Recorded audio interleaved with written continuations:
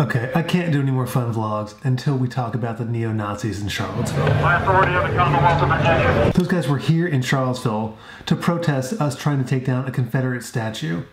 There are 700 Confederate statues in cities across America. Why did they choose Charlottesville? It all started with a group of 400 torch-wielding white supremacists marching across the grounds of the University of Virginia. It looked like a nightmare graduation procession. I captured an image that night that went viral with the reality of neo-Nazis in America. That was just the start of the week. The next day was the Unite the Right rally. I got there thinking I was early, but the rally was already over. The white supremacists ended up marching out of town by noon. But 2 hours later, my photographer Ryan Kelly made a fateful decision to take 3 steps to the left. Moments later, a car sped past him and drove into a crowd of people, killing 1 and injuring 19 more. He captured a shot the Washington Post calls the photo from Charlottesville that defines this moment in American history. The next day, rally organizer Jason Kessler tries to hold a press conference, but it goes south quickly. Protesters and reporters go after him like a lynch mob. One pushes him into the bushes while a woman comes out of nowhere and tackles him directly in front of me. It was an incredible scene. That evening, an impromptu vigil with about 1,000 people pops up at the crash site. It was a super emotional experience. One of the guys in Ryan's photograph that was flying through the air shows up in a wheelchair and just brings everyone to tears. I just walked away crying. Oh. The next day, there's a Confederate soldier walking down Market Street with an assault rifle and a handgun. This guy must have been a reenactor, but he shows up at the Lee statue to protect it. Local protesters immediately come, stick their fingers in his face, and yell and scream at him for about 45 minutes until the police finally convince him to go. He walks away under police protection.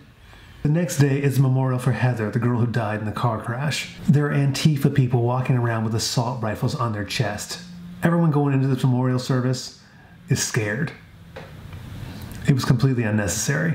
A few days after that, I find Susan Bro. She's the mother of the girl who was killed in the car accident. She's at the scene for the very first time, and she's there with her husband, and they're just having this moment where they're just sobbing and crying. A crowd gathers behind them. After having her moment of grief, she turns and looks at the crowd and is like, "Hey, come here." And she just started giving hugs to everybody. The woman spent like 3 hours there. It felt like this moment of closure after the long week that Charlottesville had been through. Little did we know, Monday night city council meeting was pure and complete chaos. Local protesters took over the entire meeting, holding up signs, chanting, yelling, and screaming. After 3 hours of hearing their protests, city council members decided they were going to cover up the Lee statue. 2 days later, I'm in Emancipation Park as city workers are covering up the statue. There's a woman standing next to me, and she's just yelling and screaming and cheering. People talk about heritage and honoring those who fought and died for an independent country. They seceded because they were afraid slavery wouldn't survive in the Union. They were willing to go to war in order to preserve slavery. The only way they could do that was to start an independent country. So yes, there was an independence movement, but only to perpetuate slavery. The statues need to go. It's time. I gotta go too.